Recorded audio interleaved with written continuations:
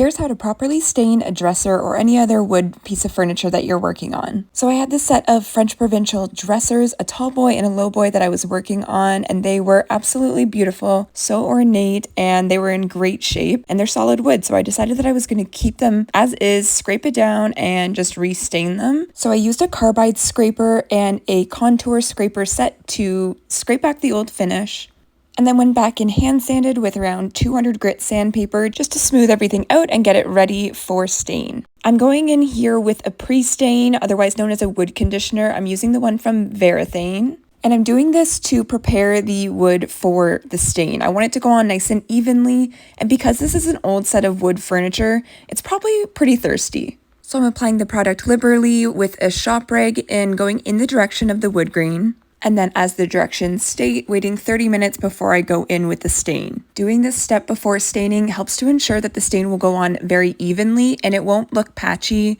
and kind of like suck up in more areas and less so in others. I then thoroughly stirred up the wood stain. I'm also using a Varathane oil-based wood stain in the color Dark Walnut.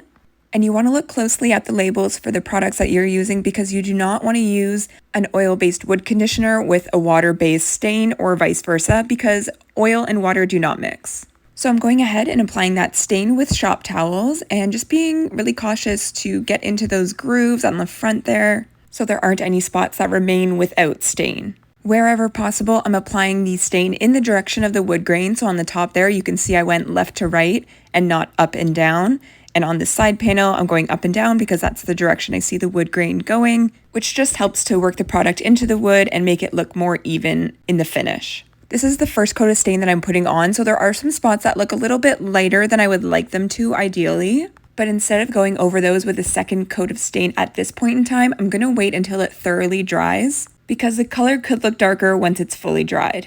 And a quick note on safety, always make sure you're wearing protective eyewear so that you don't get anything flying into your eyeballs, and wear gloves to protect your hands from the stain and chemicals. And I actually took this footage when I was on live and I was talking through my whole process, so I'm not wearing my respirator here, but you definitely always should be, especially because I have the garage door closed here so it's not well ventilated. You want to protect your lungs from the chemicals and particulates in the air. You should also always wear more protective footwear than the slides that I have on, but do as I say, not as I do. To ensure you don't miss any spots while staining, I recommend kind of looking at it from different angles, looking at it upside down, and looking at it in good lighting will always help. Daylight is usually best.